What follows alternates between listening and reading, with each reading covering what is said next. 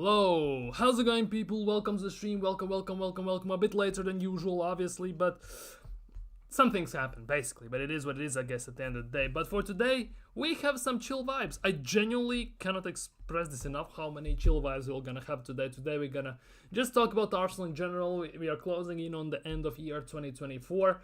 Currently, we are sitting third in the table, so we're gonna look at that. We're gonna look at our nearest rivals and how everything's going on. Saka's injury, nothing big updated, just some pictures of him leaving the stadium, and it is not genuinely looking good. And in all of these things, Liverpool managed to smash Spurs 6-3. Chelsea drew against Everton 0-0, so kind of that played in our favor in general. We got some Sean Dyche dark arts going for us. And at the end of the day as well, one of the biggest issues we're going to talk about in this instance is also the injuries, because we have been hit pretty hard this season. I'm not gonna lie, we've been hit pretty hard with injuries this season, and it feels like it's kind of this will sound very weird, but a redemption arc for injuries in terms of compared to last year, because last year we almost got none to our main guys and everything, and this year we are getting them left, right, and center. So we're gonna talk about all that. So if you're new around here, of course, don't forget to smash those thumbs up, like the thing, spread it around, share it, subscribe, hit that bell. If you have any topics you want to discuss, of course, leave them down in the live chat or comments down below. I answer to pretty much every single comment I get. So what we're gonna talk about first in general is league position, because game week 17 has passed and Arsenal currently are sitting third in the table. We technically have closed the gap to 6 points to Liverpool. Liverpool still have a game in hand, so it could be 9, so we never know. But obviously it's better to have points on the board rather than have points basically hanging up in the air with unknown circumstances. So we are 6 points behind Liverpool. We are 2 points behind Chelsea due to Chelsea's draw against Everton, as previously mentioned. But we're gonna look a bit closer to the bottom side, below Arsenal, because the usual suspects like Man City and teams like that, Newcastle, are not there. Genuinely not there. The next closest team to us, only 2 points behind us, is Nottingham Forest, who actually quite comfortably, 2-0 I think it was over the weekend, beat Brentford. Brentford were they were flying high, let's just put it that way, at home specifically. They were unbeaten, they were first in the league in terms of points just scored in home form, and Nottingham Forest rocked up, beat them 2-0, and yeah, that was it, that was all she wrote, and they are sitting fourth in the table, only 2 points behind, which is a bit of a worry, to say the least. Yes, under Espirito Santo, they're playing a bit of a pragmatic type of football, but it's getting results, and that is the big thing. I saw some pictures as well.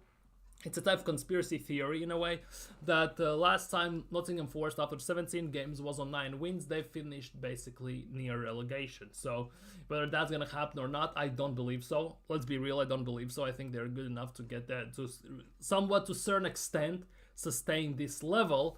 But ultimately, yeah, if you look at the table, it's very weird this year in Premier League. It's genuinely very weird, because at the top you have Liverpool, which you could make sense of. Let's be real, it makes sense, and you could make sense of. Chelsea being second, let's be real, nobody expected that, with Maresca just coming in and being nearly halfway there in the season. Maresca is there, and they are, I don't want to say flying, but they are up there. They're up there, they're challenging, and that is something nobody expected, and that is a bit of a blow in terms of chances for Arsenal in general. And of course, then we have Arsenal third, which you would expect Arsenal to be in top 3, because in the beginning of the season you would look at things and you would say, yes, we had a shit window, we had a very bad summer transfer window if you look at it, but ultimately we were predicted to finish top 3. The 3 teams that would be going for the title most likely would be City, would be Arsenal, and then if everything falls into place, it would be Liverpool. But now, currently, if you look at this, Arsenal are in top 3. But it's not the top 3 anyone would have predicted in the beginning of the season. Let's be real, even top 4, top 5 at the moment is not a top anyone would predict in the beginning of the season, because Arsenal currently are third, but only 2 points above Nottingham Forest, which is a genuine shock in a way, if you would ask me. Only 5 points above Bournemouth, which is also very interesting. Bournemouth rocked up to the Old Trafford today, smashed United 3-0, which is actually quite interesting, to say the least.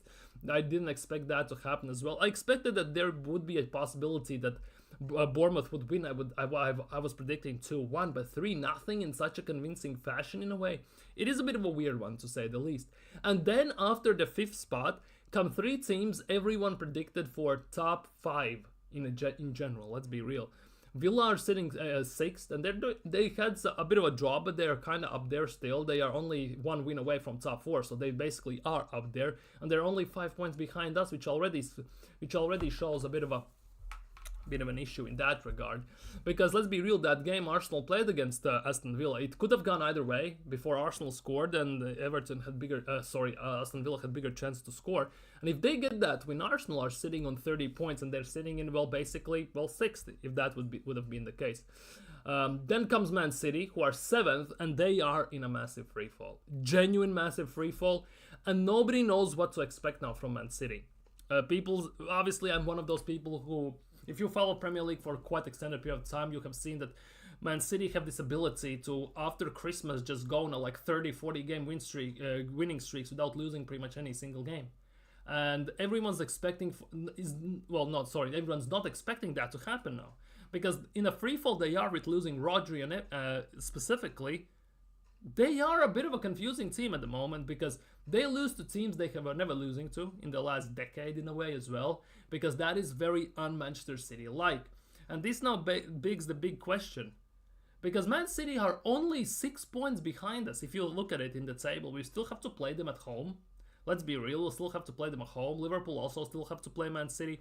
Obviously, if Liverpool win the game in hand, they are 42, so they're 15 points ahead of City. That's a 6-game swing. That is very rough one to come by. That's really rough one to kind of overcome even for Man City, I would assume so, especially the way they are. But the one thing about City is you can never write them off. That is the weird one. Because yes, they're in a free fall. Yes, they're losing games currently. They're not doing that good. But ultimately, if you look at things, if they make the signings that everyone's suggesting and the reports are true, that they're going to sign certain players in January, they will come back up there. They will come back up in the top 3, top 4 easily. Because they're only 3 points behind. Well, 4 points. They're only 4 points behind top 4. They're only 4 points behind Nottingham Forest, so they're not that far off. Now the biggest question is, can Pep do it? I get it that for some people, Pep Guardiola is the biggest manager in the world, the best manager in the world, and everything, right? But the biggest thing is, for me personally, this will show how good Pep is in a way. Because Pep has always had a team that he's managed that is very, very insane. Whether it's Barcelona, Bayern Munich, even Man City. He's always been supplied with money, or the team has very high-end, quite big amount of world-class level of players. We have never seen Pep Guardiola struggle this much, because this is the worst run Man City has had in the last 15 years pretty much. And Pep has never struggled this much at any club. So the big question is, can Pep do it? Because we haven't seen this. We haven't seen Pep going on losing streaks, not winning, basically dropping points in 12 games in a row, and not having a win in general, and struggling and being in pain, scratching himself up until basically blood comes out and everything. We have never seen Pep do that. And there for me is this question mark: is Pep Guardiola actually that good that he can build team up from this situation? Because he should be, based on how high of a pedestal we all keep him, given the trophies he has won and everything. But if he cannot do this season, even if in January he signs, for example, Zubimendi, even if he signs other players, the biggest question is, will he do it? Can he do it? Because for me personally, yes, he has insane amount of trophies. Some people say he's the best manager in Premier League history. For me, he isn't. I'm not gonna cap. For me, still Sir Alex is the first. Then Pep, then Arsene Wenger, as much as it pains me to say this. But ultimately, if you look at things, if Pep cannot build his team up and get better till the end of the season and actually get a proper, even top 4 finish in a way, top 3 finish, for me the questions will come out. Is he actually that good? Is he actually that good as everyone portrays him to be? Because there are some grey areas, some dark areas which we haven't discovered with Pep Guardiola. And that is the big question. And Newcastle, they were in a downfall as well, but they are slowly coming back up. But the biggest, the maddest of all of the things is that Arsenal are sitting 3rd in the table. 6 points behind Liverpool currently, but Liverpool have game in hand. We don't count that because anything can happen in that game, especially since it's Merseyside derby. But we are only 2 points above Nottingham Forest. Nottingham Forest of all teams. Think about it. 5 points above Bournemouth. Think about this. Arsenal beat Aston Villa in the beginning of the season, right? But that game, based on how that game went, with Watkins missing empty net, with Raya making a double save and everything, we easily could have lost that game because it was still 0-0 at the time. And if, for example, Aston Villa scores and they win that game, hypotheticals, right? Obviously, but we would be on 30 points, Villa would be on 31 points, and we would be 5th in the table. We generally would be 5th in the table. Just think about it. There is very small margins in this regard, but that even shows also in the bottom side of the table. The fact that, for example, Ipswich are on 12 points, Wolves are on 12 points, Leicester are on 14 points. Wolves today beat Leicester 3-0. And generally it's a 2-game swing between 19th and 15th Everton. And Everton has a game in hand, obviously, but it's against Liverpool, as we talked about. But there is really small margins. Spurs are 11. That's banter on its own. Just got smashed by Liverpool for 6-3. United are 13. Just lost to Bournemouth 3-0. That's a banter as well. Just think about this. Like, United are only 10 points above relegation. 10 points above relegation. How mad is that? Because we were looking at this table during international window. We were looking at this window during at this table during international window. Arsenal were closer to Man United with with about 8-9 points than they were to Liverpool. Now Arsenal are 6 points behind Liverpool and they are 11 points above United. 11 points. That's how quickly it has changed, and it looks like, yes, they have brought in Amorim. Yes, he's arguably one of the most exciting managers you can get these days. But he won't change shit players. If they are shit, they're gonna be shit at the end of the day. And I don't think he's gonna pull it together. But coming in mid-season, it kind of gives him that leeway that he can test things out, and then in January and summer windows he can go for whoever he needs and deems needed for the team. That is the only thing he can do at the moment. Experiment with the guys and see who he wants to play with and who he doesn't. So it will be, I think, for Amorim, currently, as long as he has some distinct game pattern, the places how he wants to play and passing the ball, it's all good.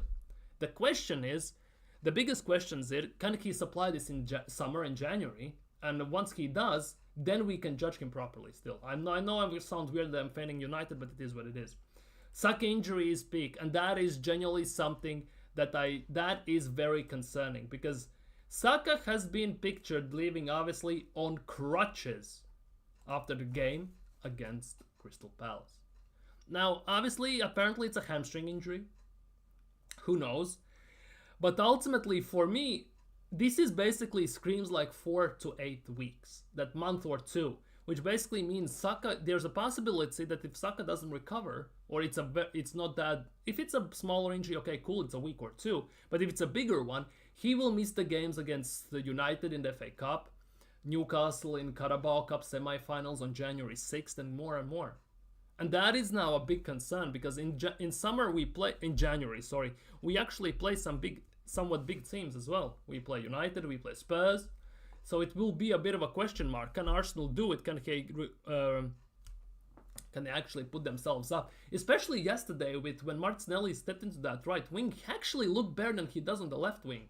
It might be due to the fact that he actually has his strong foot on the outside of the pitch. He doesn't have to cut in all the time. He doesn't have to cut in and pass back. It might be the case, obviously. But also, he didn't have a brilliant game on the right wing, but he had actually a very better game than he usually has on the left wing, if that makes sense. Like, if you get what I mean as well. That is the biggest thing. That is very biggest thing. Seems likely that players know the result. We'll see. Apparently it's gonna be about February or something, but that will be very interesting. Big up BX Gunner. Big up Pepper in the chat. Big up BX Gunner. Big up my guy. He still looked very average. I'm not sure why people were. Yeah, he looked very average. That's true, but he looked better than he many times looked at left wing. I'm not sure whether it's the fact that his strong foot, as I said, is on the outside, and he, for example, can kick the ball behind the defender and then try and sprint past him, and his strong foot is closer to the ball, so he can cross it and stop the ball and dribble, because obviously his predominant foot is right foot. Maybe it's due to that fact, but he looked more convincing on that right side than on the left, in my opinion. That is for me the biggest thing, and that's why I have big questions for Arteta again. Why doesn't he ever mid-game swap wings, for example? Why doesn't he make Saka play on the left and Martinelli on the right and stuff like that? That for me is the biggest question. Martinelli scored yesterday as well, and that was at the time where Jesus had drifted out wide on the left and Martinelli was playing like somewhat number 9 through the middle, and he scored from there. So the question is, would Arteta actually play him as a number 9 to some extent? That is also a big question. We need to buy Mbeumo in January. Yeah, I wouldn't mind signing Mbeumo from Brentford. I genuinely wouldn't. Maybe Semenyo even from Bournemouth. There are some very nice bowlers, genuinely some nice bowlers in the smaller teams. And I wish that Arsenal for a change actually grew some balls and went for those players. Because we always shop in the recent times in foreign markets. We go for players that are playing outside of Premier League most of the time. Trossard was a backup because we didn't get Mudryk. And that kind of has worked out, obviously. But he was also exiled from the team. Would we go after Trossard if he wasn't exiled because of the Zerbi out of the team? Who knows? Obviously. Say we signed Declan Rice. Right? We signed City rejects and Chelsea rejects and all that stuff. But many times we just go from outside. We go Kivior, Calafiori, and players like that. We very rarely go these days. Yes, we signed Raya. Ramsdale, yeah, those are some bigger players from the Premier League sides. But we don't sign many times these. I think we should genuinely look at some attackers from these smaller teams because they are ballers there. For example, as I said, Semenyo, maybe Mateusz Cunha even, Mbeumo, maybe Wissam maybe, but I'm still not sure. Mohamed Kudus. In defenders, we could go for still Margehi. We could go for Milos Kerkez from Bournemouth as well. There are players we could get. Genuinely, there are players we could get. But at the moment, I'm seeing in these transfer rumors, Arsenal being linked with Kozer Dewsbury Hall from Chelsea, who they signed legitimately half a year ago for 30-odd million from Leicester. He's already on the outs. He has contract till 2029. Why are we linked with him? Would he actually fit in well? Because for me, it's all fine and dandy that, for example, I want Mbeumo, I wouldn't mind him. I don't mind signing Osimhen or Isak or someone like that. The question is, does Arteta want them? Because for me, yes, I want Osimhen at Arsenal for striker, for example. But Arteta has still his mind set apparently on Benjamin Šeško. Why? I have no idea, but he has. Like, those are the big questions. Arsenal, according to Fikayas, are going after... Fikay is obviously not very reliable, but they apparently are going for the left winger Moleiro. £50 million release clauses. Arsenal are ready to pay that or already have paid, allegedly, obviously. Take this with massive grain of salt. Why? Why pay 50 million for an unproven Spaniard who's 21 years old? Why not go for Mbeumo, Semenyo, Mateusz Cunha, players like that? They would cost those 50 million as well. They're Premier League proven. We know what they can do. They have done it against us. They do it in the Premier League on a consistent basis. Like, why don't we ever do this? Why do we have to predominantly go and look on the outside markets out of Premier League? Because other teams do consistently. Some of the best signings other teams have made are from smaller teams. Look at Liverpool. It feels like Southampton are their feeding ground. They signed Virgil van Dijk. They signed... Sadio Mane. Those were two great players. Obviously, we signed Walcott from Southampton, but yeah, that was a bit different. Martinelli's problem is striking the ball, it seems. He always seems to club the ball into the defender. Some of the most ineffective crosses you'll see. That's the thing. That is the thing. And there is the contract, as you're saying yourself, contracts with Kieran Tierney. I would ironically drop Martinelli. Tierney has played mid-left wing for Arsenal. I think it was under Emery, per se. We were subbing him on at times, at left wing even. But the crosses, for example, in the Carabao Cup game, the cross, for example, from Tierney to, to Raheem Shillings, who is as well injured, by the way, at the moment. Raheem Sterling is injured as well. That's why he's not on the bench and didn't play against Crystal Palace at Selhurst Park. But yeah, the cross Tierney put in for Raheem Shillings was fantastic. Phenomenal. First time whipped cross behind defenders. They had no chance to set up and everything. He hits at a keeper, then misses empty net, hits the bar and everything. That's on Raheem Sterling already then. But you will see the best of me. Remember that. But let's be real as well. Like, these first time crosses, we very rarely do that. Timber did that against Sporting Lisbon when Martinelli scored. That was the time we did that first. Now Tierney does that, we just didn't score. But ultimately, most of the time, we play such a slow and pragmatic football where when we have a chance to do first time cross, we stop the ball, take 6-7 touches, all the defensive line gets back in positions and everything. There is no question marks. Like, we cross to like 6'4", 6'5" guys who love battles in the air. And let's be real, Jesus is not gonna win them. Saka is not gonna win them. Nobody's gonna win them. Even Havertz doesn't win them most of the time, many times. Like, it's somehow ass backwards in general.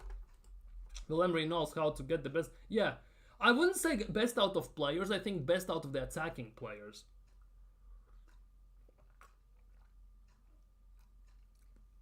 For me, I think for Emery, he knows how to coach the attacking players very highly. Very high level attacking players. Then he knows how to do with the midfield. Defense, yes, I think defense is a kind of joint effort as well between midfield. But mostly he knows how to coach attackers. It wasn't surprised that Aubameyang won Golden Boot with Mane and Salah under Emery. Lacazette was even flying under Emery. Martinelli was flying under Emery as well, even as a number 9. And he knows how to coach strikers. It's no coincidence that, for example, Arteta comes in and our strikers genuinely disappear. None of those strikers are still at the club, by the way. No Lacazette, no Aubameyang. And we still haven't replaced Aubameyang. We still haven't replaced many players we have let go. We haven't replaced Alexis. We haven't replaced Aubameyang. To a certain extent, we haven't even replaced Patrick Vieira. And it's been 15 years. Like, it's incompetence to many levels. Remember when we had, decent attack, very decent, very good attack, and we were playing Francis Coquelin as a number 6 under Wenger. We were screaming for us to sign a proper number 6, and we were screaming for that about 2-3 years. We thought, yes, this will be the summer we're going to sign a number 6. And we were linked with some as well, we just didn't sign them. We are still waiting for young Villa to sign, Jose Muar to sign, Karim Benzema to sign, and everything. We are still waiting on those. Because those were apparently confirmed signings, pretty much. It's weird, it's very weird with Arsenal how they do things. And another thing, speaking of Bukayo Saka and that he's injured, he's not the only one. There's another guy who is consistently injured as well. Tomiyasu.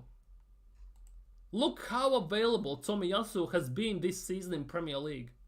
Look the availability of Takehiro Tomiyasu. Has he been available?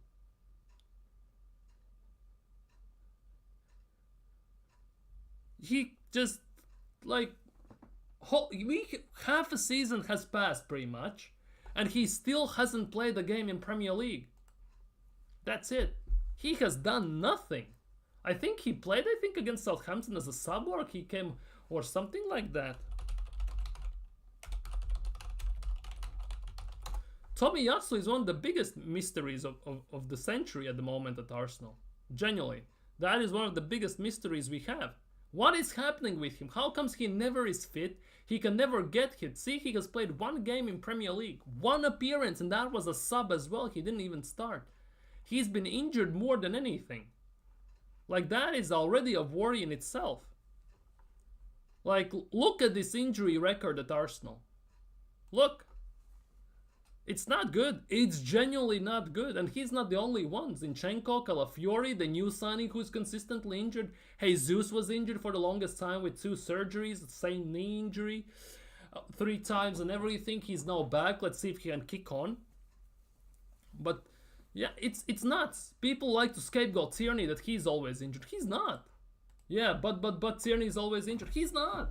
If you look at the time... For the time Tierney has been at Arsenal, and compared to, for example, how much Zinchenko has been on the club and Tomiyasu has been on the club, and compare it to injuries they have sustained and for how long those players specifically have been out for, Tierney is one of the least injury-prone players of all the injured players we have had at Arsenal. Yes, he has injuries. He's out for... he basically people think Tierney is very injury prone because when he gets injuries, he's out for extended period of time. It's not like he gets a minor injuries here or there. He just gets a big injury and it's for a long period of time. Tomiyasu has been injured this whole season. Look, he got injured in July 21st and we haven't seen him since.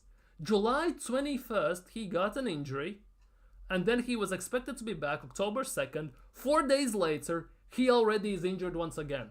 Knee injury.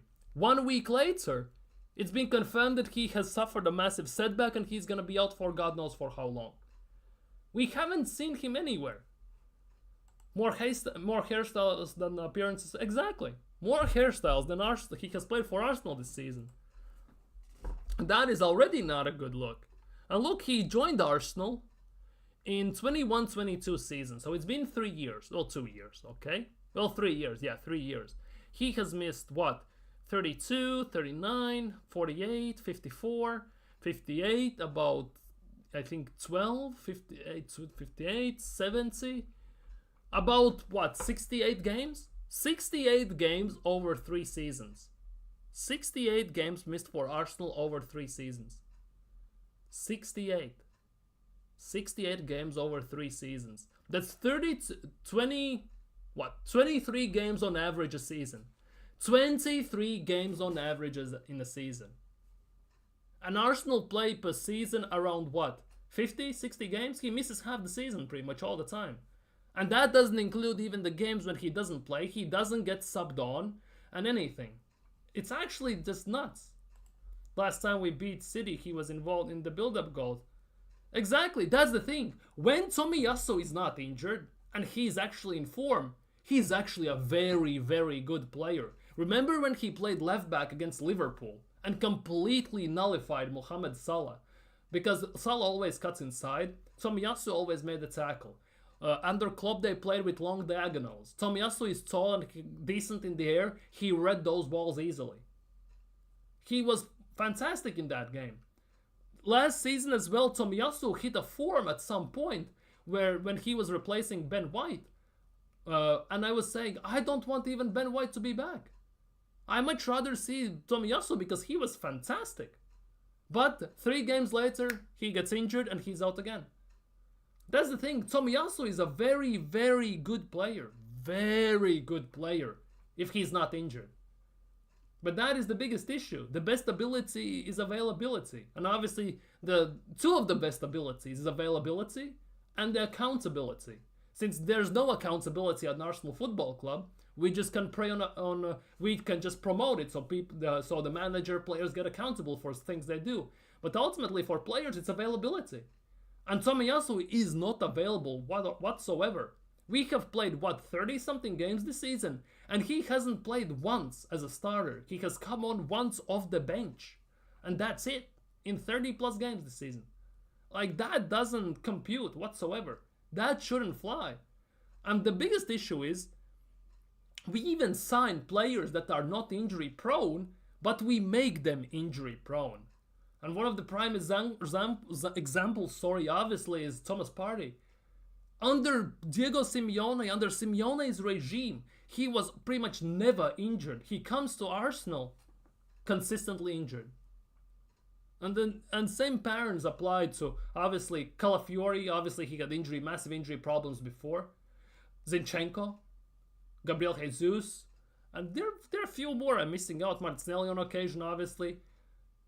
Emil Smith-Rowe also was quite injured at Arsenal. He goes to, to Fulham. He's not injured whatsoever. He plays almost every single game. How comes he's never injured there? And it drags out in the history of Arsenal, exactly. Back to disappointments of Diaby back in the 2000s, fantastic player but never available. Jack Wilshere. Jack Wilshere was forced to retire at like 30 because of injuries. He was phenomenal on the ball, the touches, the first touch, the silky smooth dribbling, passing, everything. He was the complete package to be the next best thing since Cesc Fabregas pretty much in the midfield for Arsenal. But injuries again ruined him. Oxlade-Chamberlain was hell injury prone as well. We have had loads of those. Johan Giroud, obviously not the best of players, but always also injured. Thomas Vermaelen as well, always injured. We have had loads of those. And that now it doesn't just fall on players anymore. There is something that happening at Arsenal, and it also is a massive rock in the garden of recruitment. Because how comes you sign these injury-prone players? Yes, I get it. Occasional injuries can happen because that's part of the game. But for a player to be consistently injured, that is now something else already. Either something's wrong with the pitch, or something is wrong with the fitness manager, or masseuse therapist, or something, or the medical staff. There is something wrong there. Because if you sign these, you need to scout them. You need to scout them.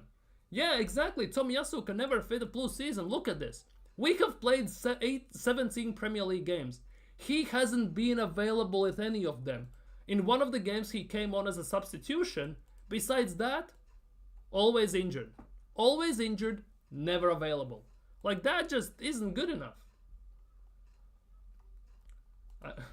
That's good. I started 20 past. I didn't even start that. I started 20 past the hour. Didn't start even on the hour. I was a bit late myself. Yeah, exactly. Ben White had to do so much less. He had to. Timber was out with ACL. Okay, that happens. Obviously, we have seen ACLs drop. People drop like flies under ACLs this year, and even the last year. But Tomiyasu was injured, so Ben White had to play all the time. And now it again stands to a reason why for almost half a year Ben White plays with an injury that he needs surgery for. It stands to a reason why. Because we have nobody to play him there. Partey was injured last year for the whole year. 100%. If Partey wasn't injured, we would have seen him at right back for the whole season. If there was a chance. Just not good enough. The recruitment is not good enough. And it's been like that for decades now. It's not even for years, for decades. If players stay injured all the time, players won't go, no rest. Exactly. We can't build this house with guys who aren't able to. Exactly. How can you build a house when a guy basically lifts one brick, he sprains his ankle. He sprains his middle finger, 2 fingers, 3 fingers. He tries to lift a steel pipe and basically breaks his arm. How is that possible? It will be. He doesn't perform in big games. Exactly. Commitment, accountability, and passion. That's what Arsenal said 2 days ago when Mikel Arteta was 5 years at the job. Cap. They were capping hard. Commitment, I can kind of get it. Passion, I can get it. Accountability, that was the biggest cap in all of them. Because at Arsenal for Arteta, there is no accountability. He himself said in an interview he has no regrets over his decisions he has made over the last 5 years at Arsenal. No regrets. Seriously, no regrets. How is that even a thing? Well, Liverpool are looking rough. They are looking rough. They're looking too good. Exactly. Buemo, yes. Maybe Lookman would be great. See him, Odegaard, Jesus linking up in the attack. Maybe Lookman, maybe, but I don't think. It feels like the training ground is made of bricks, pretty much. It basically we are training in a car park. That's what it feels like. Remember, as a kid, you were playing outside with your friends, and there was no, let's just say, even in the backyard, there was no room, no grass, no nothing. So you played basically on proper concrete. You played football, tackles, falls, everything, jumps, even as a goalkeeper. It feels like that's what Arsenal players are doing. It generally feels that way. If Bro is fully fit for at least months. Dude, Tomiyasu is actually such a good player when he's not injured, and that's what the most annoying thing in all of this. No players can step out and give other players time rest so they can be fully fit. Exactly. Just stay damn fit. That's the thing, and I don't think that's actually up to him as well. That's actually big part of his recovery, and everything goes to medical stuff. And I think there might be something up for that as well. Maybe fitness coaches, training regimes, something like that. Maybe rushing someone back when they don't need to be rushed. Maybe there's something to it as well. Because how can it be that a guy who got injured in July, gets in, is still out for half a year. He's still out since July. And once he gets injured, all the time we get told his recovery is going well, he's making big strides, he will be back soon and all that stuff, a few weeks. And then a few weeks later, he has suffered a setback in training, in recovery process. It's gonna be another few months. Like, that doesn't happen. And with Tomiyasu, unfortunately, it's on consistent basis. It's not just a one-off. That's what's very questionable about this. And it's not just only Tomiyasu, it's other players as well. Big up Nathan, big up my guy, big up. That accountability war really got my ears pricked up, dude. Accountability, man. If there was any accountability at Arsenal. Arteta holds players accountable for everything they do. Remember Guendouzi, Aubameyang, Lacazette, Pepe to some extent as well. Remember those? But Arteta himself never gets held accountable for anything. Other players never get held accountable also for anything. They can drop as bad as performances as they want and they never get held accountable. If bro knows he's too important for the team, if bro knows he is so important for the team, why can't bro be goddamn fit? And he says he loves this club, can't be there when we need. It's just, I don't know what's happening with this injury issue at Arsenal, because we used to have that. Before Arteta, we used to have that at times. I understand that injuries is a big part of the game, obviously. But to an extent that, for example, Arsenal this year and overall over the last 2 decades specifically have been ridiculed, okay, decade and a half, have been ridiculed, there is something going on. This cannot be right. We saw last year Newcastle had like half of the team injured. Same went for Chelsea, same was for Liverpool as well. It was to an extent where Klopp played his under-20s against Arsenal and still beat us, by the way, but it's mad. 9 days to January, who are we buying? We gonna sign another Kim Kallstrom with a broken back. 100%. We are signing another Kim Kallstrom with a broken back. It's almost January and bro is nowhere near. Exactly. He's been out since... See, Marlon, look at this. He's been out since July 21st. July 21st. He came back on October 2nd. He came on as a substitute against Southampton. And then he has been out ever since. So basically, might as well not come back. Because he's been out for exactly half a year. Yesterday, it was exactly half a year. Exactly half a year. Like that is something, there is something wrong. What I see personally, and I'm sorry Robo, but it looks like we will sign. No. Don't put that in the universe. Don't put that in the universe. I don't want to see Rashford. Yes, he's available for 40 million and cut price deal and all that crap. Don't put that in the universe. We already signed 2 City rejects. We have signed Chelsea rejects. Now, the last thing we need is signing a United rejects. Next thing you know, we will go to Spurs and sign their rejects. Like we're gonna sign, I don't know, who is a bum. We're gonna sign Fraser Forster as a backup goalkeeper. The goalie who just conceded 6 goals. Rashford is gonna be a gunner. He's 90%. No. I'm gonna manifest all the energy I have in my body to kind of try and block that deal. I genuinely don't want to see it. Although Rashford's situation currently at United screams Arsenal. Because Arteta loves these players. Social outcast because of what they are doing or they're not feeling good. Arteta thinks he can fix them. He's straight from rivals on very high wages. So it kind of fits what Arteta is doing here. With Havertz as well it went. I just read yesterday that Rashford broke up with his Snow Bunny because she wants to go back on Love Island, the best of something cast or something rather like that. So he's not gonna score anyways. I think Man United.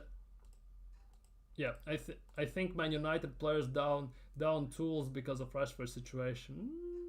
Could be. Rashford wouldn't suit Mikkel Funhouse.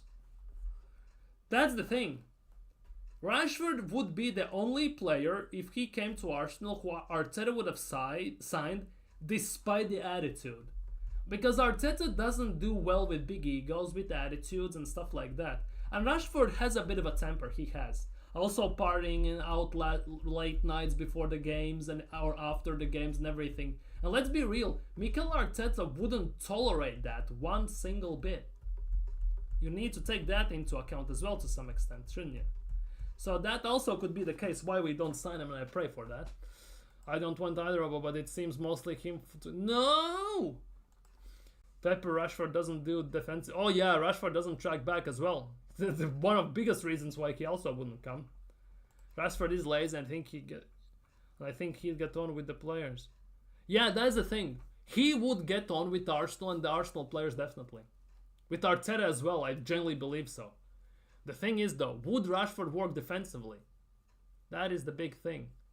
Because even in today's modern football, a team can survive even with one player maybe not doing as much defensive work. Although on certain level you need it at times as well. I'd take Robinson from Fulham as a January move. So at left back also could allow Calafiori to move into midfield. I wouldn't mind Robinson at Arsenal.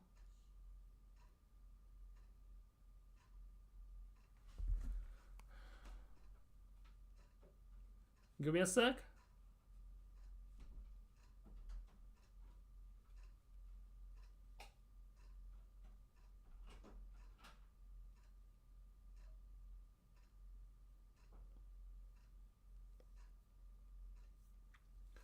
Give me a sec.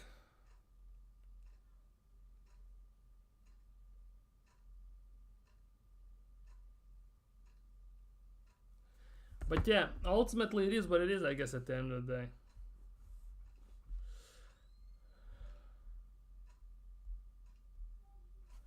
But yeah, Robinson, I wouldn't be the worst one. Generally, he wouldn't be the worst one.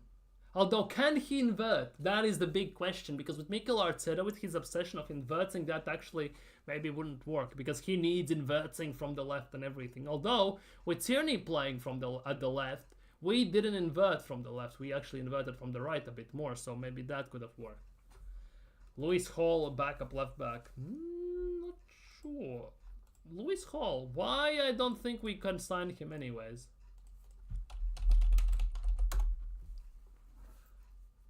I don't think Newcastle will sell him. Newcastle won't sell him. Don't think so. 25, English, everything. He would be about 40 million. I don't think Newcastle would sell him, per se. I kind of get that feeling that Newcastle wouldn't sell him. Kiwi Saka, most of our players. He played with most of our players. I wouldn't mind Robinson, but maybe Milos Kerkez, maybe that could work. Maybe, who knows? I prefer Tino. No, Livramento has sailed. I don't want him near Arsenal anymore. That ship has sailed for me. Personally, at least. That's my opinion. Yeah, Newcastle is not saying to us. That's the thing. He's a very decent player, but I don't think he will fit Arsenal. In a way. And I think Arsenal wanted Livramento about 2-3 seasons ago, and they didn't sign him. I don't see Arteta going back for him whatsoever as well. Do you see Rodrigo today? I wish. Dude, that was, yeah, Rodrigo. Sign Rodrigo, sell Martinelli. No Brazilian link up with Martinelli. Sell Martinelli then. Because you will have no Brazilian link up if you sign Rodrigo. Because Rodrigo starts or he doesn't sign at the end of the day. Because Rodrigo is not going to be a player who's going to hold bench at some club like Arsenal. I'm sorry for saying this, but compared to Real Madrid, Arsenal are just some club at the end of the day. And for him to come to Arsenal, it has to be big wages, and he has to be a guaranteed starter, game in, game out. So there will be no Martinelli. At the end of the day, it means either Trossard or Martinelli gets sold. At the end of the day. They didn't play under Mikel Arteta. Also, 30 years ago that was. Well, 20 years ago. No, 30 years ago that was. Football has changed drastically since then. You cannot compare that. You genuinely cannot compare that.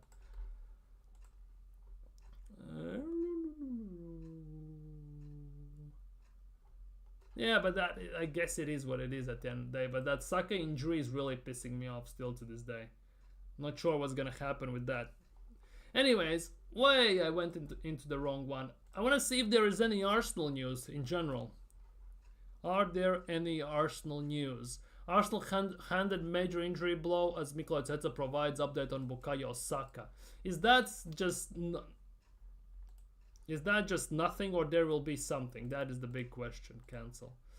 Saka's early exit raises alarm. He has left her deeply troubled. Arteta said that he felt something. Certain situation. I'm pretty worried about that one. And that is the big thing. Arteta usually never speaks like that about most of our players when they get injured. When Timber gets injured, Partey gets injured, someone gets injured, he usually says, well, Partey is injured, it might not be looking good, but we will have to assess the situation and move forward and find the solutions and adapt. With Bukayo Saka, he says, I'm pretty worried about that one. And I don't think he has ever said that about any player, pretty much. And that for me is a big worry. That for me is one of the biggest worries, because I know he's like his long lost son, it feels that way, he treats him like that, but yeah, Skelly's finally getting the praise he deserves from the people are turning against. Yeah, they shouldn't be turning against Ranieri. Ultimately, if you're relying on a 17-year-old to save your season, you are dumb as hell. I just want him to start, I just want him to get a chance. And this is what Miles Lewis Skelly did yesterday, by the way, at 18 years old. 18 out of 19 passes completed, 5 out of 7 duels, 1, 2 tackles, 2 fouls, 1, 2 final third entries, and 1-on-1 take-ons completed. So he had a pretty straightforward, pretty darn decent game, I'm not gonna lie. As an 18-year-old, that is actually quite remarkable what he's doing currently at the left-back position.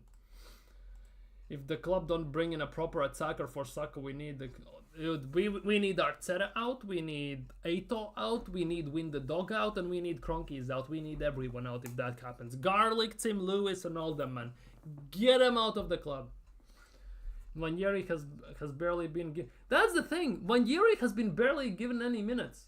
And when he started the game, he got in Carabao Cup, he got hooked off at halftime for Odegaard. Arteta kind of is strictly against playing them together, and that also is not a good thing. And on top of that, Miles Lewis Skelly is getting more minutes than Ethan Ranieri, which is also a very weird one, because Ranieri, pretty much, when he had a chance to play Ranieri with Odegaard's injuries, he didn't come on whatsoever. So that is a big question mark on why. He much rather played Merino and the other players there. But Arteta had no troubles playing Skelly against City, starting Skelly in the last 4 or 5 games in a row, and Skelly has been quite decent, very good in that position. So that is the big question. That is the big question. Why?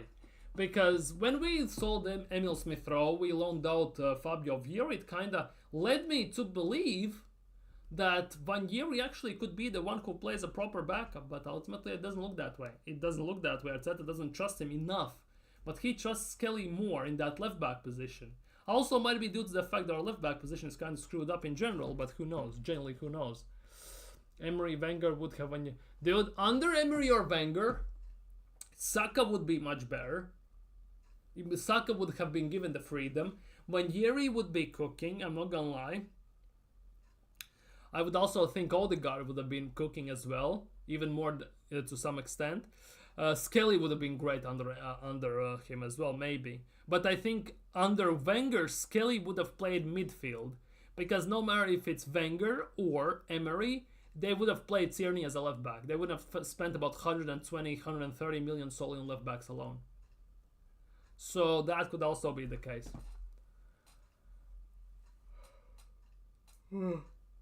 Imagine Calafiori and Tierney. It already spells trouble when you say Calafiori and Tierney at centre back. With Saliba at left back, with Timber at right back, a squad 3 defense group comes in. I don't get that. Yeah, Merino is a weird one. He doesn't play almost at all. Duran, yeah, Duran and Rodgers yesterday for Aston Villa were fantastic. And Duran keeps on putting these performances game in, game out. I wouldn't be surprised, as Nathan is saying, that Watkins is gonna sooner or later be playing the second string, only just a second string to Duran, and Duran will be a starting guy. And I think that will piss Watkins off, and he will ask for a move. I think it could be a matter of time, unless Emery switches formation when he plays Watkins and Duran together to some extent.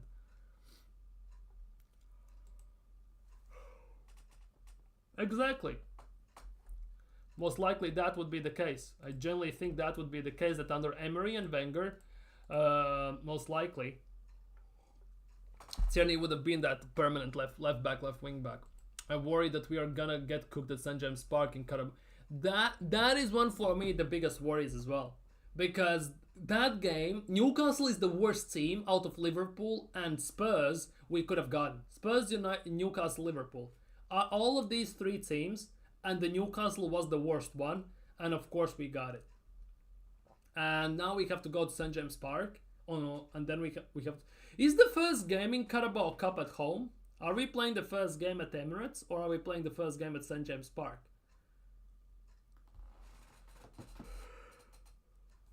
Because if we play the first game at Emirates, I think that could be very bad for Arsenal.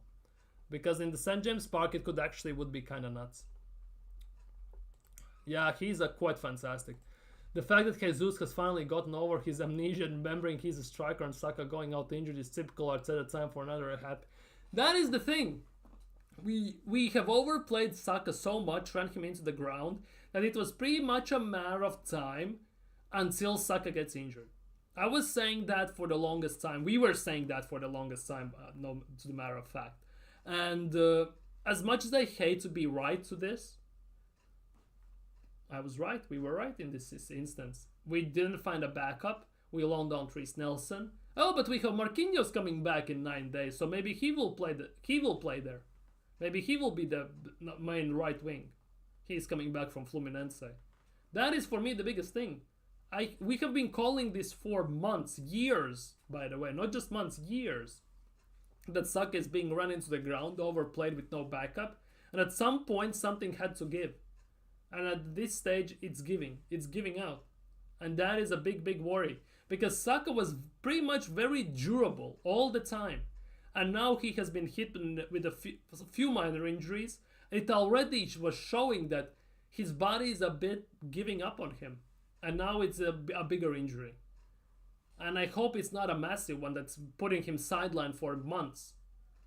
And at the same time, if you want to see the silver lining in the Saka injury, only silver lining in this regard is that Saka will finally get some goddamn rest. Genuinely. He will get a rest, he will not play, and he will be actually managing to recuperate some strength and energy back. That is the only thing. We could get Watkins in that case. But is Watkins the one that's gonna push us over the line? Is Watkins the one? Yeah, Tierney plays left back, left wing back, left center back. All three. Imagine Watkins and Duran up top with Rodgers and Tielemans. Maybe we buy Bailey. Weren't we linked with Bailey some time ago when he went to Aston Villa? It was the same with Benrahma and same with Diaby. We were, every single time we have been linked with one of those, also Aston Villa were linked with them, and they all went to Aston Villa. Wasn't that the case? And Bailey is a bit overhyped as well, in my opinion. Tierney is very good. First games at the Emirates. See, that Newcastle game in Carabao Cup, first game at the Emirates, is a bit of a worry for me personally. For me, it's a bit of a worry because for Newcastle, they can easily come to Emirates. We all know that Eddie Howe knows how to shut down Arsenal. He can do that. Then we go to St James Park and they can basically stink out 1-0 win. They can easily do that because we have seen it before happen at the St James Park, and we have seen it that at Emirates. Yes, we beat them 4-1 last year, but the year before that he went toe to toe with us for about 15 minutes. We had about 3-4 big chances to score. We wasted them all, and then he realized it's not gonna work. He switched formation. He shut up shop, and we played a drought in that game. So Eddie Howe knows how to shut us out and shut us down. So that is also a big worry because he can come to Emirates, shut us down, then we go to St James Park and they can stink out 1-2-0 win. I can see that happening, unfortunately. I prefer we sign Semenyo. What do you think of Tottenham? Shit. What do you think of shit? Nobody answered. Hey, come on, man. They're bad. Their defense right now is so bad without Van de Ven Romero. Yeah. Spurs are Spurs. Spursy. To be honest, Vicario, as good as he is, he's also lacking quite a bit to be a top Premier League goalkeeper, in my opinion. That's at least in my point of view, because he's one of those keepers who doesn't come too much out of the box for crosses, and that's a big issue in Premier League. If you cannot do that on consistent basis, you're kind of done for, with the amount of crosses and everything that happens in Premier League. If we play good and sharp, one-touch football, we might, but there's a big thing. The game is in January 6th, that's in 2 weeks. Do you think we will have Saka available for that game? Because as soon as we lose Saka, as we all know, we are Saka FC to a massive extent. And if Saka doesn't play, we could get cooked there. It could basically be two ways. Either it will help us, either it will do us over. Obviously, we beat Liverpool without Saka, or was it Man City last year? I think it was Man City. Yeah, I think it was Man City without Saka. That is that. But can we do it against Liverpool, against Newcastle as well? Because City actually attacked us, so we had the chances. If Newcastle just parked the bus, we are done for. We are phase 5 years into this goddamn stupid ass 800 million process, and we still have no goddamn clue how to beat mid-low blocks. When teams park the bus and everything, we still have no idea how to beat them. Still have no idea how to beat them. And that is very worrying. Very worrying. 5 years into the process that we have no answer. Yeah, Bailey is he's overhyped. Arsenal is window shop FC. We're window shoppers, basically. 50 cent on that. For me, Bailey is one of the worst signings in the league. Depends. I think the thing is, if that's a big if, but if Aston Villa didn't sign Diaby, it could have gone either way. But since they signed Diaby, he was given the main role, and Diaby had to take some sort of a back step in that regard, and that hindered him as well. That did him a bit dirty, but he had to be ready for competition. And obviously, compared to Diaby, yeah, Bailey is not that good. Let's be real. Bailey is a good Saka backup. Left-footed, right wing could work. Could work in that regard. But I much rather have someone more proven. Although Bailey has scored against us, and basically last year handed us the only loss we got in the last 16 Premier League games we played that season. Need to keep that in mind as well. Vicario is a flapper, yeah. Can't have any flappers at any football club. I lived through Almunia, Almunia, Fabianski. There was someone else. I know at Arsenal. Manone, who was it at Arsenal? I forgot his name. There was another flapper. Runnison as well. Yeah. Manone, here we go. You see? On the same wavelength. Obviously, Runnison and players like that. Holy crap, we have had some crappy goalkeepers. To be honest, Emi Martinez, when he just came into Arsenal, also wasn't that good. Remember the game against Reading? 7-5? Remember, I think 3 goals is due to his errors. When he parried the ball and basically off his hand dribbled into the net, one went through him and everything. Martinez also wasn't that hot in that game. He had a shocker. We just managed. And to be honest, we won 7-5 that game with Marwan Shamach scoring winning goal. Was it Shamach or was it Walcott? One of the two. One of them scored the winning goal. Walcott or Shamach. That was a nuts game. That 7-5. Dude, we were 4-1 down and everything, dude. That was nuts. We are not going 3 at the back. Arteta is too pragmatic in that regard. He's not going to take any risks, especially at this stage of the season. Although he has played 5 at the back before, well, 3 at the back, but he's not going to go back to that. If he spends 800 million, we go back to playing 5 at the back. Best thing about Raya is that he can cut. Exactly. It feels like he has super glue on his hands. Whenever he comes out for a cross, saves a shot, everything, pretty much 99% of the time, there is no rebound. He doesn't lose possession. It sticks to him. And that is something you don't see that often these days. Most of the keepers parry the ball, they catch the ball or just palm it away or fist it away and something like that. He catches it and it just sticks into his hands. I just don't know how he does it. That's kind of mad as well. And it also sometimes happens also from double saves. He parries one shot and then he catches the other one and he managed to react in time. We saw that yesterday as well. It's a play formation with cams and CDMs, no wingers. Yeah, so what's the point then in Martinelli and everything unless we play like 4-4? No, we can't play 4-1-2-1-2 narrow diamond, 4-2-3-1, but that actually technically involves wingers. Maybe, who knows? Well, crap players always score against. Oh, dude, wasn't Anthony's first Premier League goal against us or something like that? Anthony scored against us, dude. Edin Nketiah hadn't scored for about 55 years, and he scored against us over the week. I can't believe he scored against us last year, man. This looked like yeah. I still don't believe that. I cannot believe that Arteta has given just basically for what 30 million he sold Emi Martinez. 30 million Emi Martinez went to Aston Villa. It was hella cheap. We basically sold him for peanuts. Yeah, 20 million euros with add-ons and everything. 20 million euros we sold Emi Martinez for. Like, what the hell was Arteta doing? Like, that was nuts one.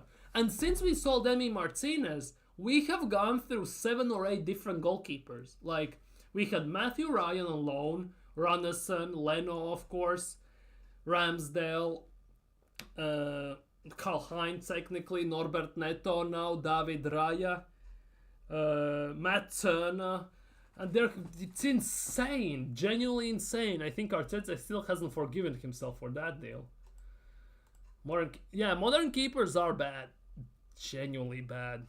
Although playing off the line, coming for cross is a massive thing, and it should be important. But the way football has evolved, that's kind of nuts. It's kind of nuts. Martinelli as a right attacking mid and Trossard as a left attacking. So basically, right wing, left wing, that's the same thing, just a bit pushed, a bit deeper down. What do our scouts even... We have no scouts. Educh sacked them all, didn't he? That's the thing.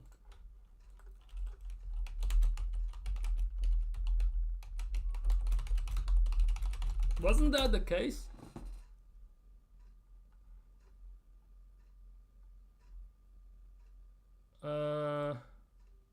Yeah, it's clear for me. Edu revealed why he... I don't give a damn. I cannot read this because of these stupid things. Basically, Edu has explained his vision of leading a small and close-knit recruitment team was behind his decision to axe so many of highly rated scouting players and scouts as well. He binned off about 6-7 big scouts for us. And then he proceeded with being off 20 plus young players from the academy this summer. Yeah, Mujik... To be honest, the goal he scored against us, that cross, was such a fluke. That was like what Bukayo Saka did a year before as well. He could have been our superstar. He could have. I don't think Arteta would only subscribe to his actions with the World Cup trophy and everything. He wouldn't subscribe to that, but he definitely fits the dark arts FC that Arteta loves to do. Ramsdale was decent recently, but who the heck is Marquinhos?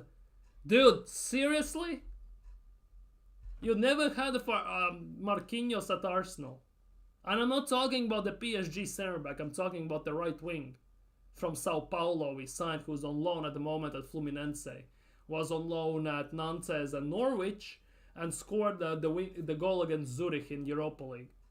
That's that Marquinhos. He still plays for Arsenal. He's still here, he's just out on loan. It's still mad. We signed such random players that felt like never kicked the ball for Arsenal. Takuma Asano, for example. He's doing decently in Bundesliga. Okay, cool. And Bundesliga too, but ultimately Wenger signed him from Japan and he never kicked the ball for Arsenal. People often forget that name, Takuma Asano. Although for Japan he does good. Nope, didn't even know don't cap. Just don't cap. But yeah, it's a weird one. The injuries, the scouting issues, recruitments, everything. It's a wild one at Arsenal, genuinely. It's hell of a wild one when you come to think of it. And sometimes the way we do things, the way we kind of sign players, scout players, link with players, how we adjust the players, it's wild that sometimes you need just the simplest solution to kind of resolve a problem, yet Arsenal, and that includes Mikel Arteta, try to discover, I don't know, new chemical element, try to solve world hunger just to fit something in. It's bad enough that we try to shoehorn certain players into the team solely because Arteta needs to justify it, but ultimately, Everton are clean sheet. Dude, Everton kept Chelsea bare quiet today, clean sheet and everything. Cole Palmer again was missing. He tends to go missing in these games as well. So that's why as well. He's had one good season in general. This season is, compared to last season, it's very average, very bang average in my opinion. But time will tell. Season is only halfway through. 9 days till January transfer window. Do I have any trust that we will sign anyone proper, like a big signing? No, I don't. Do I have trust that we will sign Kivior level signings? Yes, I do. We most likely gonna sign another Kivior or something like that. Cole Palmer has that Haaland gene, not that guy itis. No, not that guy itis. Dude, no, I don't know. Last season he was on fire, okay. But that was also due to the fact that nobody knew Cole Palmer and he had the opportunities. This year he's getting clamped up more, and in many games he goes missing because he gets genuinely just shut out of the game. And that is the big thing. If he wants to be a big player, he needs to step up in these instances.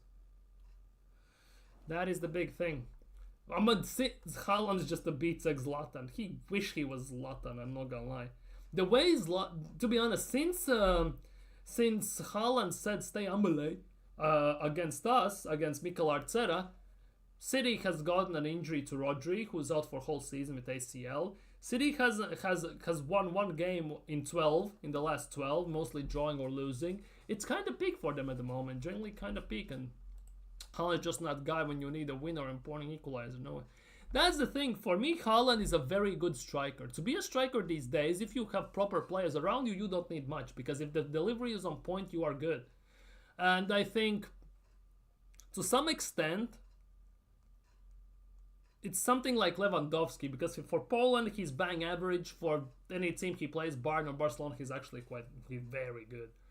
But yeah, these days, for me, the striker needs to be the complete package. He needs to be able to create for himself.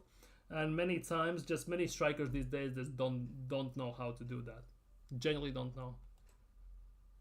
That Chelsea team is overhyped. It is. And due to a lack of experience and everything, they're just gonna fall off at some point. The big thing is, though, Chelsea has the depth and ability to play two different teams in 2-3 different competitions. And I think that will play a significant role come towards the end part of the season. It just depends where they will be towards the last 10 games of the season. Because they might right there be in the top 4 battle, they might right be up there, they might be in top 8. Who knows? Time will tell, but Maresca still insists they are not in the title race, so let's see what they do. The Temu Zlatan. Haaland is the Temu Zlatan. Sancho pocketed by Ashley Old. Dude, we cannot banter this. We got pocketed by Ashley Old to the maximum extent, let's be real. We cannot banter this. Have some less shamelessness, more accountability. Guys, stat pads, the heels and back. Basically, Axel disaster. Ashley Young has got to be one of the best pound for pound Premier League players. Could be the case. I think it also depends in what kind of style he plays in. Because if he plays an open attacking football, he will get cooked like no tomorrow. If he has to sit back, not do much running, and he needs to solely defend, because his positioning is still very good and his tackling is very good, and he maybe not have as much pace, but he still has the know-how effect. He has the know-how from the old school type days. So he actually takes many players solely on experience rather than skill or anything. I remember being in school having Young and Agbon Lahore, my fancy. Oh, dude. Gabby Agbon Lahore. The days. Shame he's on TalkSport, though. And they say Jackson and Palmer better than Saka and Odegaard. Incomparable players. You cannot compare those. Especially Jackson. Although Jackson this season has been on fire. Yeah, Jackson actually this season is playing good. Compared to last season, it feels like he has raised his game about 10 levels. It feels that way at least. It isn't like that per se, but the way he's scoring, the movement, the chances he's getting and actually putting them away, it actually works to some extent. No, I can't banter because I've said Frodnelli is washed. Technically, yeah. They still hype Sancho. Sancho is actually good. That is the big thing. Sancho is actually good. If he plays in a proper team with proper tactics and everything, he actually would be good. I kind of get a feeling that Sancho actually at Arsenal would have been quite good. Instead of Sterling, Sancho at Arsenal actually would have been quite good. Ashley Young. The diver Young. He was diving a lot though. Palmer is better than Odegaard in my opinion. Goal scoring wise, yes. Dribbling wise, yes. Decision making, 50-50. Passing wise, no. But overall for Premier League, the way Premier League needs to get played, Palmer is more suited to Premier League than Odegaard. I would say it that way. That's why he also looks much better. Bro, Jackson had 3 clear-cut chances and he pulled the highlights. True, that is the case. He will still do that, but this season he looks more consistent than last year. That's what I'm getting at. Jackson, basically. All action, no show. All bark but no bite. Bryant in the level of the... don't. They both don't show up in big games. True, that's also they have in common. Genuinely, they have in common.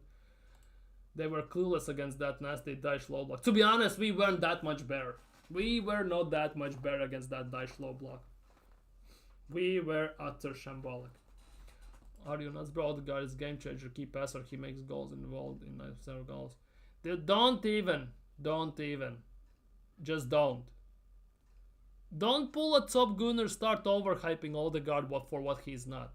Even Norwegians themselves, many are saying, they have no idea why Odegaard's the captain of Norway. And they don't rate him to a certain extent.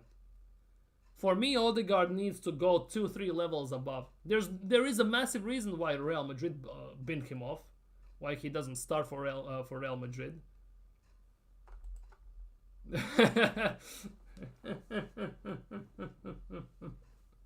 Now they say Odegaard is world class, dude. It's that, dude, they had Odegaard on the pitch against Kazakhstan. They were 0-0 until Odegaard went off injured. After that, they instantly scored 3 goals. Like, Odegaard is not that good, I'm sorry. He looks good on the ball, but he makes, and he also, I kind of, it's Odegaard on some level, but I also think it's on Arteta. I think some decisions, the fact that he always plays the safe ball and no risky business in terms of passing and everything is also on Arteta. He holds on for the ball too long. Yeah, that is solely on Odegaard. Too many extra touches, not giving the risky pass, missing up open lanes. No, even though he's our creative number 10 and should see the pitch, many times when he sees a possibility to give a pass, he doesn't do it. He just recycles the ball back to Saka and everything. It's on Odegaard as well. Because at some point, as much as Arteta is coaching and everything, at some point also a player needs to say, dude, I respect you, you're the coach and everything, but you're stupid. Because we could play much more fluid if we played this way, if I could give passes this way. Because these things need to be discussed.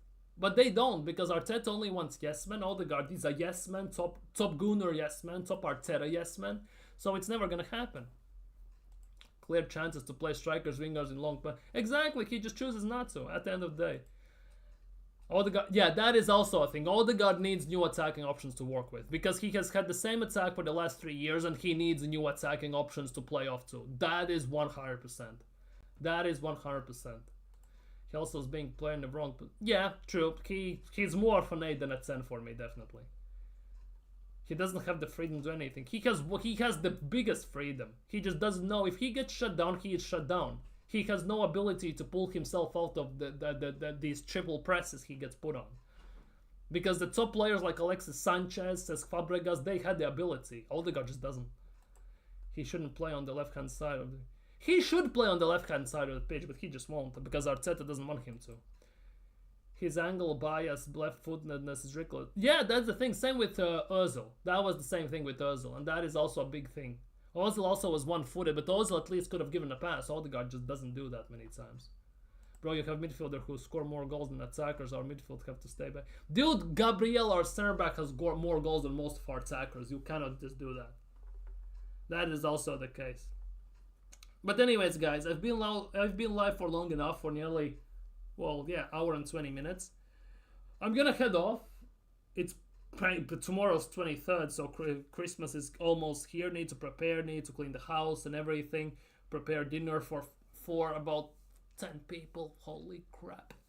Anyways, but yeah, for today, I'm gonna be out. Whether I'm gonna be live tomorrow, I have no idea. We will see what is what. But for today, I am out. Take care, stay safe, have a nice evening. Enjoy your evening, enjoy football, everything. Have a good week, everyone. Genuinely, big up Nathan. Have a good evening. Big up BX Gunner, big up Pepper, big up Marlon, big up Nathan, big up everyone. Big up, big up, big up. Take care. Subscribe, like the thing, share it around, and well, take care. And already happy holidays.